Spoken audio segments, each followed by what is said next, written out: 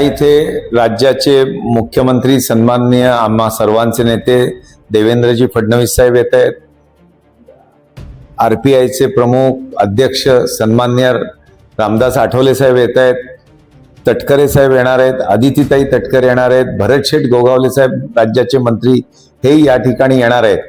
व शिवेंद्रराजे भोसले, त्यानंतर गोपीचंद पडाळकर, पंकजाताई मुंडे या सर्वांच्या सभा आणि सर्वांचे रोड शो येत्या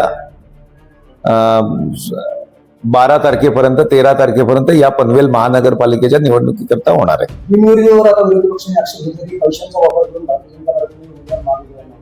स्वतःचे उमेदवार सांभाळता येत नाही त्यांनी लोकांना कशाला दोष द्या.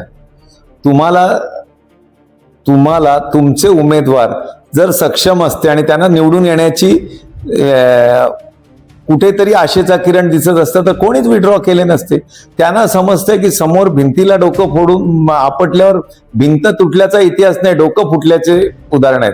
त्याच्यामुळे त्या लोकांनी विड्रॉ केलं. आता उगाच काहीतरी बोलायचं, आपलं फेस सेव्हिंग करण्याकरता पैसे दिले, हे दिले, ते दिले, हे योग्य नाही. ही फक्त त्यांचं त्या दिवशीचं फेस सेव्हिंग आहे, बाकी काय नाही. 65+ नगरसेवक निवडून येतील हा विश्वास.